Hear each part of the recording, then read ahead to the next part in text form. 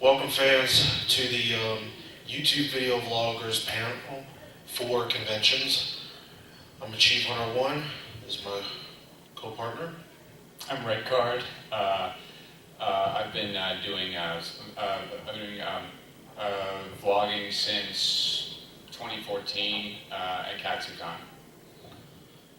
We appreciate you go ahead and checking in and all that stuff. So, like I said, this is the first time that something that has never happened before. So, as a Munziv, this is the first time that this panel has ever happened in any convention, especially this one. This is the first for DerpyCon. So, I think that they're going to have to see the PowerPoint. I think it would probably be better. So, you might ask, what is a vlog? The term vlog is a portmanteau of the term video blog or video log. It's a blog or personal documentary in the form of a video that can be shared to the web. A vlog can be topical and timeless, instructional, and entertaining, according to Urban Dictionary. The term is based on the noun blogosphere and the noun blog, which were coined in the late 90s thanks to the advent of what is known as the World Wide Web, or as it's known today as simply the Internet. Vlogging became increasingly popular in 2005 with the founding of YouTube, and the vlog category is a popular category on YouTube. Vlog entries often combine embedded video with supporting text, images, etc. Entries can be recorded in one take or cut into multiple parts, and sometimes those cuts can be combined. Vlogging at conventions is an opportunity to savor memories. Some of the photographs just can't do justice. So, if you're going to do a video blog, you need certain pieces of equipment, like for example, you need a camera, like any kind of camera that has the capability of recording video, like the camera on your phone, like an iPhone or a Android or what have you. Also a digital photography camera, like a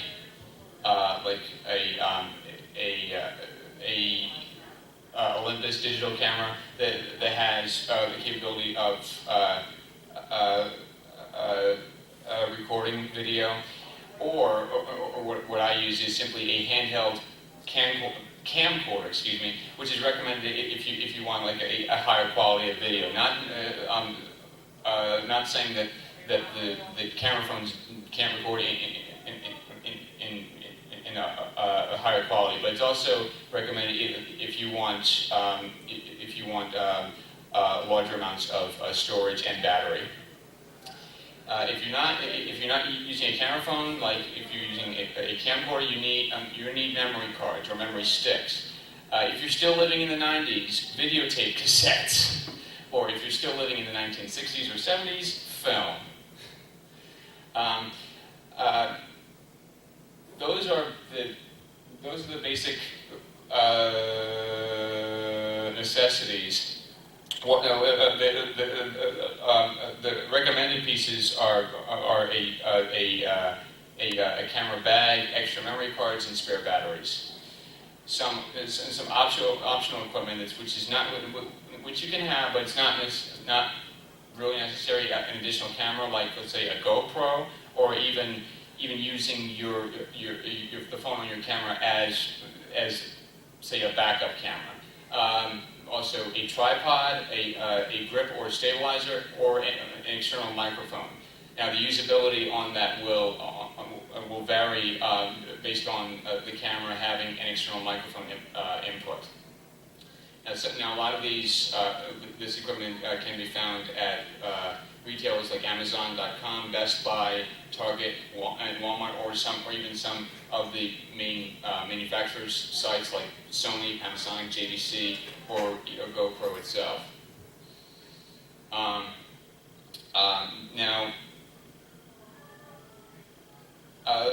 that equipment is for the initial sort of filming or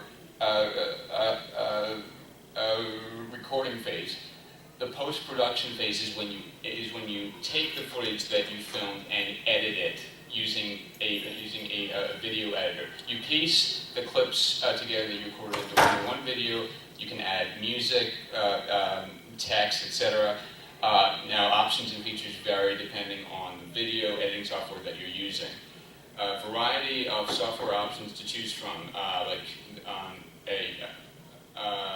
Adobe Premiere, Sony Vegas, several in Power Director, which is what I use, and iMovie, and there's some other things. Hello. Hello. Welcome.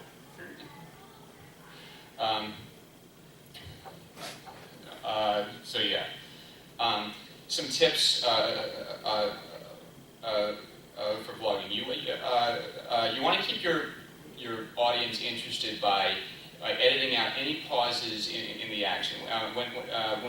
When you talk to your camera, you're basically talking to the audience. It's up to you to decide what you believe is important to retain, and then cut out your unimportant areas of footage. Now, some aspects of vlogging tie into, let's say, cosplaying. Vlogging or being a videographer or even a photographer can be pricey. It can be expensive. It can really put a dent into your wallet. And I should know. Vlogging is about budgeting and being smart. It's up to you as the vlogger to decide what are necessities, which are what you need, and what are accessories, which is what you don't need and you can buy later.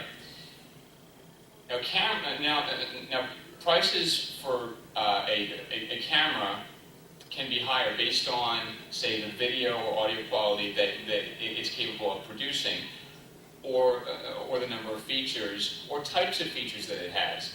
Also, there's the type of editing software that you're using. That can vary based on who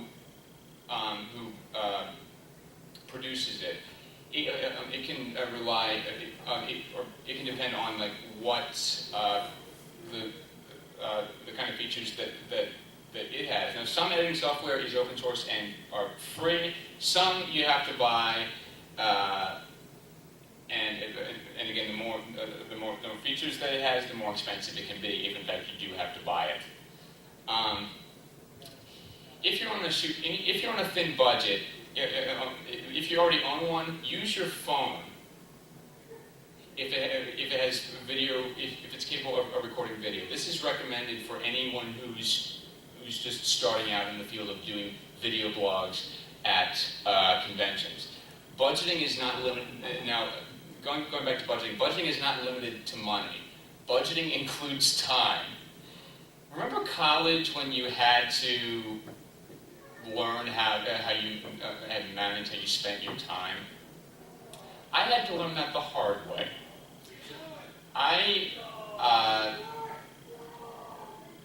My freshman year of college was rough. And hello. My freshman year of college was rough because I didn't take my studies as seriously as I do now. I hadn't fully sort of mentally transitioned fully from like, let's say, high school, where your teachers are like all over you and stuff about, oh, this is due, then you need to be focusing on getting this done. They don't do that in college. I had to learn that the hard way, and I was placed on academic probation the fall semester of my sophomore year because of that. So you need to balance your time wisely. Your life comes first. Your needs come first. It's not the end of the world if you don't get your video up right away. Like, for example, I'm still working on a convention blog from Colossal Con East, which was back in September. I haven't even gotten through Friday day one's vlog yet of that convention, so I'm behind. But it's not my biggest priority right now. I'm just trying to finish up my last semester of college. So yeah. Also, vlogging is all about trial and error. Like, this is going to happen to anyone with everything that you do. You will fail. You will make mistakes. You will become frustrated sometimes. But don't beat yourself over what you're not able to do. It's okay to fail. It's okay to make mistakes, because failing is an opportunity to learn how to do better next time on anything, including vlogging. So yeah, and also when you want to capture something and you weren't able to, let's say you were too late to it. This has happened to me a lot, and I do get frustrated about it sometimes, but I know that in the end, there's going to be other moments like that, which are going to be equally as important as the moment that I didn't get. So I will get more opportunities to catch those kind of moments. So also during the editing process, you want to be mindful of the content that is shown or heard. Audiovisual content should reflect on what your morals are. Also, you need to be beware of on whether or not the material that you're using, like let's say the music or the image or even a video, is copyrighted. Exactly. This goes back to the phrase, "Where's the fair use?" And YouTube just doesn't care. And you know what? It's bad.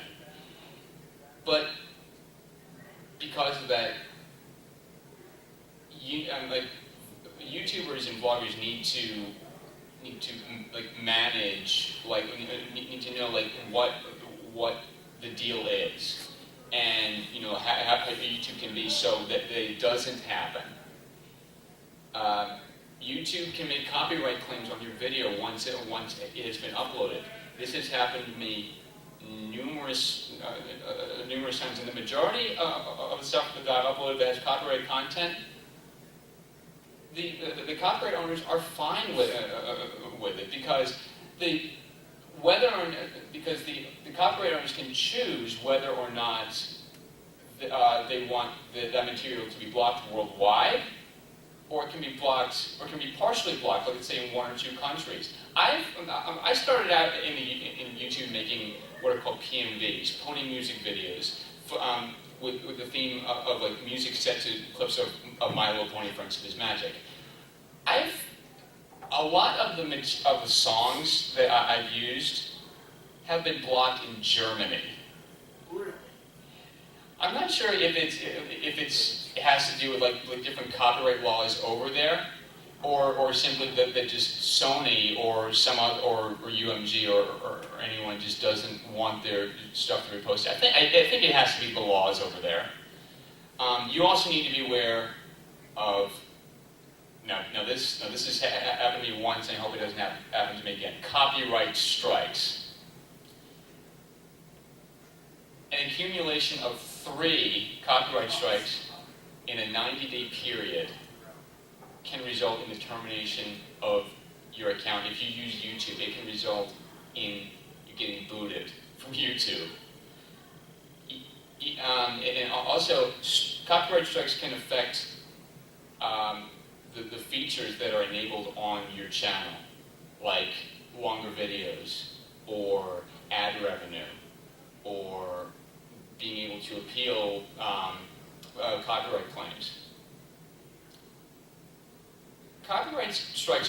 worse than your video just being blocked.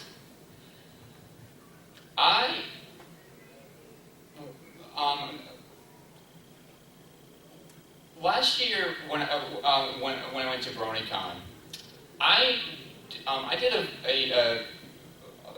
video of a panel called Saturday Morning Ponies, which is a panel which they take clips from My Little Pony, synced to audio from episodes of, like, let's say, the Powerpuff Girls or Dexter's Laboratory. Their theme in 2016 for the Saturday Morning Ponies thing was Cartoon Network, old school Cartoon Network shows, such as Dexter's Laboratory and Powerpuff Girls. I got that video up about a month after the convention, and it was up for about 2 months until Turner decided to block it worldwide, and then they striked me. And I was on pretty much YouTube probation with a copyright strike for about 90 days before that expired. I don't want to go through that again. I don't think anyone wants to go through that at all. So people really need to be mindful, and people need to, like, if possible, do research on, like, what you can and cannot post, because you could get yourself in not only trouble with YouTube, but also legal trouble as well with the copyright owners. Not saying that's happened to me, but I hope it doesn't. Now, the do's and do nots of vlogging at a convention. It's strongly encouraged that you do capture moments that are most important to you. You should judge what is and what isn't appropriate for filming, and also judge when it is and when it is not appropriate to film. You need to you turn off the camera or stop recording when you are asked to do so. Also, it's encouraged you draw inspiration to make sort of a character or persona for yourself. Like, I would do,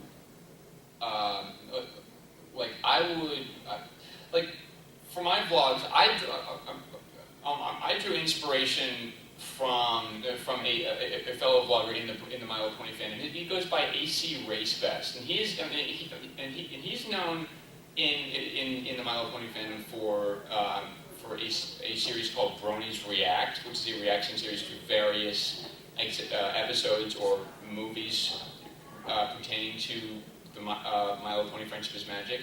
He also does convention vlogs, and he started out doing that at Everfree Northwest in 2012 out in Seattle. He usually starts out his vlog with ladies and gentlemen, this is AC Racebest here, and so I sort of do a similar thing with good morning, good evening, good afternoon, ladies and gentlemen, this is Red Card here. Today we're going to be doing so-and-so, we're going to be doing this, we're going to be doing that. And you also want to do the same thing when you end in each of your vlogs. Like, I usually end with the phrase, you know who you are and you know what you do. I first came up with that when I did a vlog of BronyCon in 2014. I don't know where I got that from. It just came to me randomly, and I've been doing that ever since.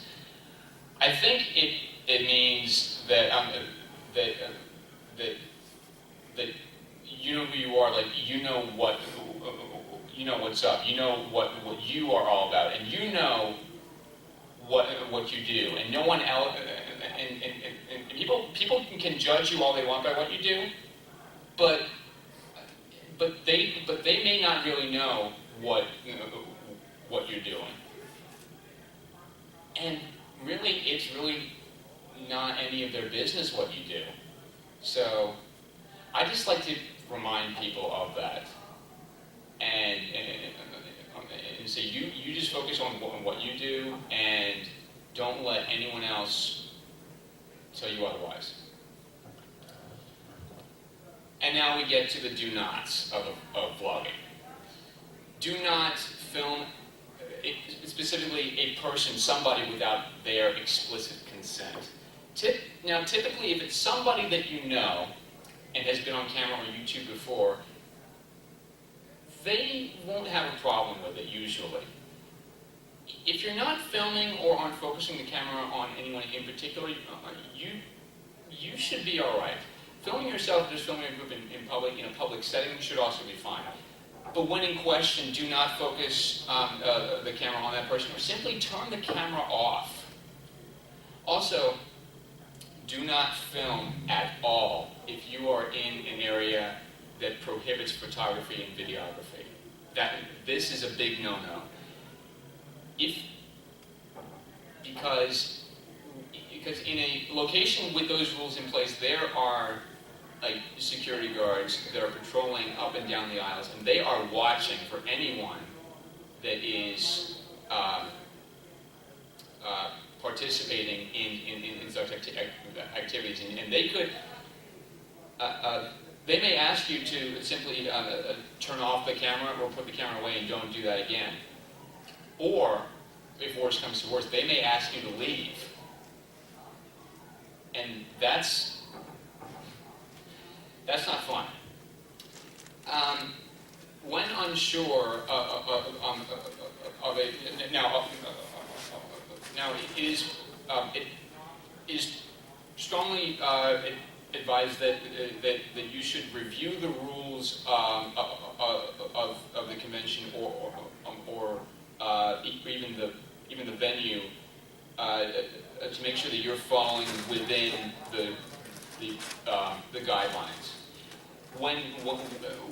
When unsure of said guidelines, it's also advised that you ask a staff member or a security member for clarification of like, what can I do and what can I not do. Vlogging, how it relates to cosplay. Vlogging shares one specific rule that cosplay has. Cosplay does not equal consent. Also, respect, not just cosplayers, but everyone's personal space.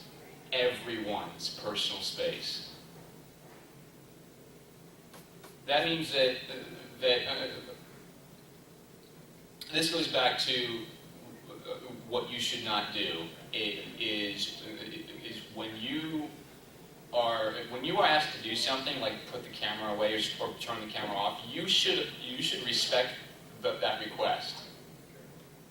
Because if you don't, you're just going to look like a jerk who just doesn't care, and you should care. Now, why do people vlog conventions? Because people love doing it. People enjoy doing it. It gives them a sense of accomplishment or worth, for lack of a better word. All vloggers deserve to have their experience of convention viewed, regardless of how many viewers or subscribers they have. There could be a famous YouTuber on the convention floor doing a vlog, and he or she could be swarmed by fellow viewers and subscribers, and just fangirling or fanboying over him or her. And here, and there you are as a beginner vlogger, aren't given that kind of attention. He or she could have 100,000 subscribers on YouTube versus your 500. Just 500, not 500,000, just 500. Guess what? I do not care how many subscribers he has or she has. There's no one, no YouTuber. Now I'm kind of stealing, like basing this off of the cosplay panels that Lady Ava Cosplay, a good friend of mine, does it like BronyCon or something like that. There is no YouTuber or vlogger who's better than you, because you're basically doing the same thing that they are for the same reason. And you do not let them tell you otherwise. You do a video blog at a convention because you want to, because you enjoy doing it. It should not, in my opinion, it should not be for the internet attention. If you're doing it for the internet attention, you're doing it for all the wrong reasons. If somebody tells you in a YouTube comment that your coverage is not as good as somebody else's, to hell with them. Pay no attention to them. Because they, now, while they have their own opinions, and they have every right to have them, that's just simply being rude. But you should not pay any attention to them, because if you do, you're basically playing into what they want. They want to get a reaction out of you. Do not give them that kind of satisfaction. Never give them that kind of satisfaction. It's not worth it.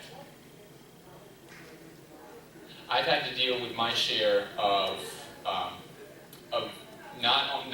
not just verbal bullying, like let's say when I was in elementary school, but also my share of YouTube comments where people are just plain rude. I don't respond to them in any way. If someone posts a rude comment that you find offensive on your own video, you have every right to get rid of that comment. You also have every right to just not respond at all. And you can do either of those. It's okay. Because that's kind of what I do. That's pretty much how they all have perspective and all that stuff. I already also have my fair share of all that stuff, but half of the time I really do not pay attention to many of the comments. Also, a lot of times when I also do vlogs, I've been using one of my cell phones for the longest. So ever since, I've been doing it right now with my Samsung Galaxy S7. So the first time I ever did a vlog, I only been using a cell phone just to make a beginning and all that stuff. And originally it was the beginning of my very first convention that I've been involved in, and that was definitely BronyCon 2014. And I was like I said, it was just the beginning of a new journey for me. And when I started doing vlogs, I wanted to share my experience with everyone else out there. And it's not just only with myself, but also with everybody else. It didn't matter who it is. It could be anyone around the whole entire world. So pretty much, I don't pay attention to too many comments these days, unless I see something really positive and they're okay with it. So I'll hand it right back to you.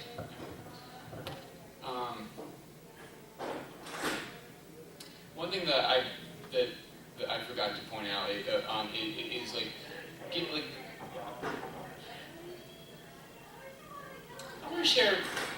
want to share a little story with you, and this sort of goes back to the type of equipment that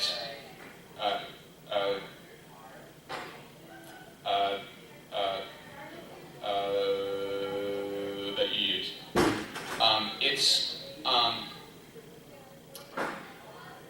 My first experience with vlogging was at DerpyCon in 2014.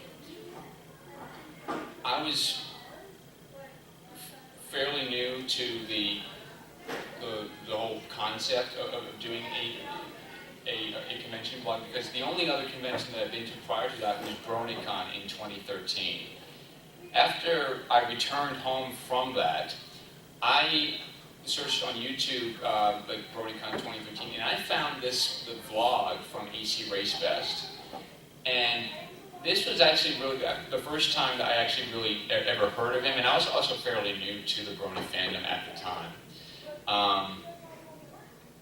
That was really my first exposure to the whole concept of doing video blogging, and it's like, why didn't I think of doing that? Being my first time there, why didn't I think of doing a vlog there? So, DerpyCon 2014. This is the year in which the convention experienced a major blizzard prior to the convention. It affected a whole bunch of people who were coming into National Harbor. But Katsukan's in National Harbor, Maryland, by the way, just south of Washington, in case you didn't know. It affected so many people who were traveling to the convention. I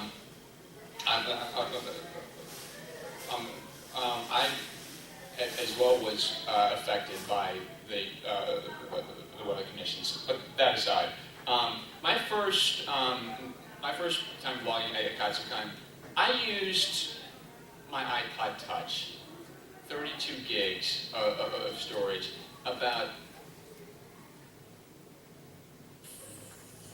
5 gigs were used up by the operating system. About another, I want to say 25 gigs were used up by apps or music. So that pretty much left me with 2 gigs to work with. And so, How many hours of filming time did you film those 2 gigs? well, I don't even remember, but I remember having to do a lot of trimming of a lot of the unimportant stuff on the spot because I kept running out of space. And this is before I started using like Dropbox as like a backup, so I could upload it to somewhere and then just delete it off my phone so I can continue doing that. I was constantly running out of space on my device, and yeah, it was not really my best first time experience with doing a vlog. So a couple months later, I realized that if I'm gonna keep doing this, I'm gonna need some more higher tier equipment, like a camcorder, like what AC RaceBest uses. So I was able to find one on eBay, which it was a Sony Handycam HDR-CX220 camcorder, which was a manufacturer refurbished camcorder. What was that? That's the camera. Yeah, it's on the back. That's actually the second one that I owned, because the original one that I owned, the viewfinder broke. So, but it was actually a lot cheaper than I had originally expected. It was certified refurbished, and I only had to pay $135 for it. You don't really see that a lot with very high quality equipment, and I consider that to be pretty high quality. So, yeah. Do you have any stories on your early years of doing vlogs? To start, to get an idea of some of the early stuff I used, like I said, I started off with the Samsung Galaxy S3 when I first started using my cell phone as for vlog use. The first memory card I bought originally was a 32 gig, and it was an SD card that I had with that phone. And I was fortunate to have enough space because I only used it for just very, very little stuff. And the first time I experienced going to conventions like DerpyCon, I would do as much as I can, along with one of my best friends, who was known as DJ Ono Plus Everfree. He introduced me into the fandom. Alright. What made me want to do vlogs is that I just wanted to share my experience like I explained earlier. Now, if I was going to do videos with better quality, good camera use, and all that stuff, I decided to, back in 2016, to get a brand new cell phone. And right now, I still have it today, which is the Samsung Galaxy S7. I also bought a memory card right now that holds 128 gigs worth of memory in an SD card, and that's what I've been using ever since. I do the same thing with picture slideshows and all that stuff. So I got enough in there to hold out an entire convention. BronyCon took a lot of it, and I was fortunate to have enough for that much. So I was grateful to at least have something with that equipment. And now I also own a tripod just in case if I want to do like any extra stuff. Like if I was going to hold like a panel like I am right now, and holding it with a good friend who also has experience with vlogs as well. I also like to tell you all this, but for the first time, if I was going to do a panel like this, if we didn't have anybody, you guys are live. We are live on Periscope. Right now. So I thank you guys for coming around. You know, like I said, this is the first time I ever get an opportunity to do something like this. So I'm very grateful for that. Yeah. Sort of following up on what he said about filming at, let's say, conventions like, let's say, BronyCon. BronyCon actually does take up the majority of the space on my memory card and actually on my hard drive. I think it's the most vlogged convention that I do. Yeah, because there's so many different panels. I started recording full panels like back in, I think, 2015. Yeah, and yeah, but when you know you have a lot of material to work with, it's really satisfying that you feel like that you get the job done. Because when you feel that you have like very like little amounts of footage like from a single day, to me the feeling is just not good. So yeah. With that, any questions, comments, concerns? Bueller? Anyone? Anyone? Yeah. So we're streaming right now. What are you using for internet? I'm using my own data from my own Just cell. LTE? Yep. That's sufficient? Cool. So, Any other questions? Do you ever have trouble with using your phone with wanting a wider angle lens? Well, I could probably answer that one. When I am used to making a wider lens, the whole entire settings you change up. That's the idea now during these days when you try to understand certain technologies that are being used today. You have to be able to know your settings, especially for an iPhone. An iPhone sometimes don't give you that much variety, but an Android, I would recommend the Samsung Galaxy S7 or the new one that just recently came out, the S8. I found good qualities, and you can actually do your own setup and all that stuff, which is pretty easy for me these days. So that's why I still retain at least the Samsung Galaxy right now. Does that phone have a physically a wider angle lens, or it's better for? It can do either other lens. It could do either way, and it could do wide range if you wanted to. Also, like when I do videos now, I like to make videos at 60 frames. There's another part, like you could do your normal 30 frames, like how some television shows can be, or my choice right now, I choose 60 frames because it captures everything that comes on and off amongst certain areas and wide areas wherever you go. So I like to capture as much as I can. Yeah, so. Speaking of which, my other question was, are you saving up for a 360 camera? If I ever thought about a 360 camera, maybe. Like right now, it's a maybe on that one. I'm not really focused on 360 video. Sort of touching upon following up on what he said, the for a wider angle lens, I just use my GoPro. For the wider angle lens, and also look how small it is. Yeah. That can fit in your pocket. And also the what was I going to say? Sorry. The 360 wider angle.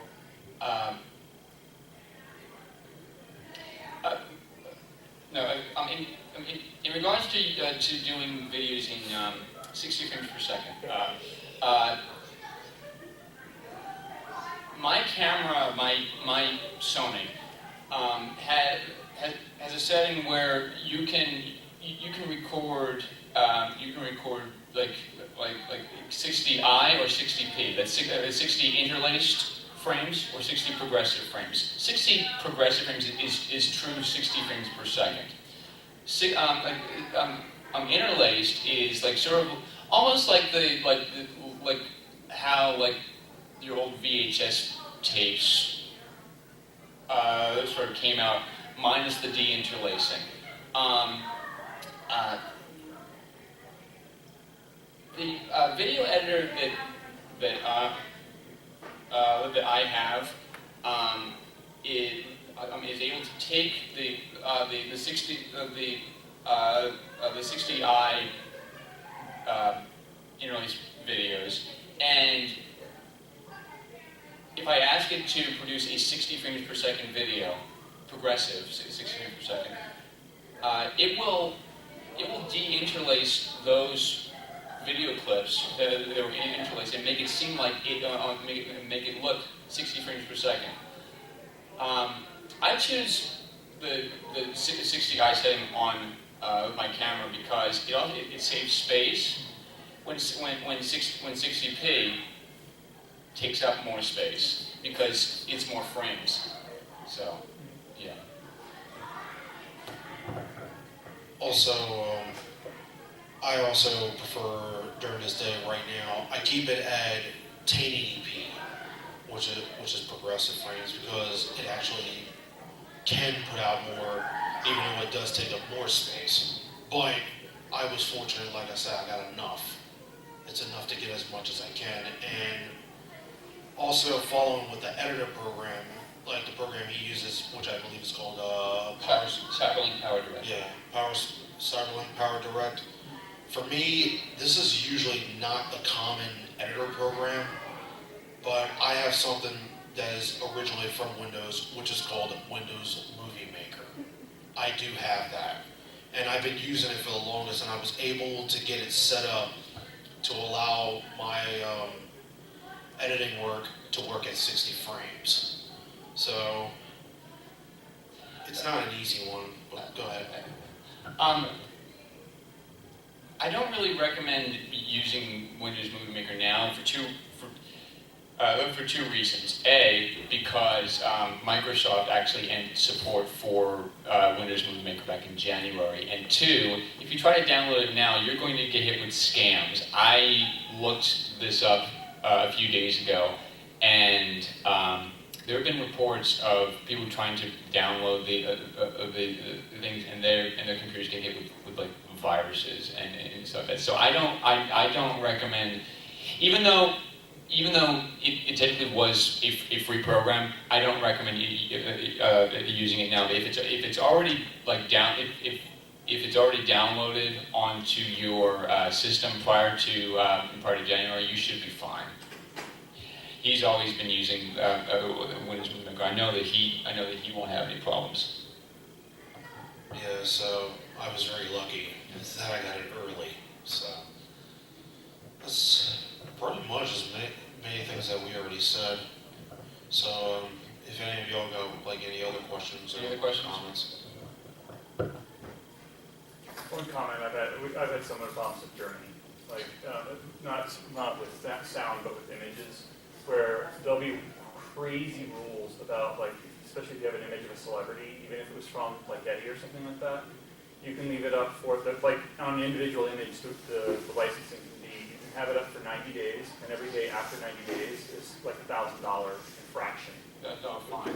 A fine, which, can they actually enforce it? It depends on whether or not they try.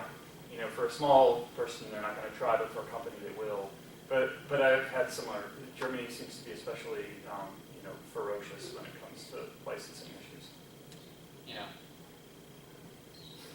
Anything else? Well, folks, I want to thank you for even though some of you came in late, we really appreciate you coming at all, and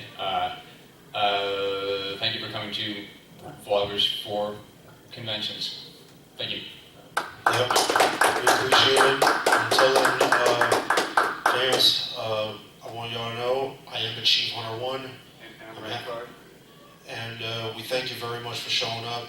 Until then, you all take care of yourselves. See you guys. Thanks, guys. Safe travels home, too. Yeah. Yeah.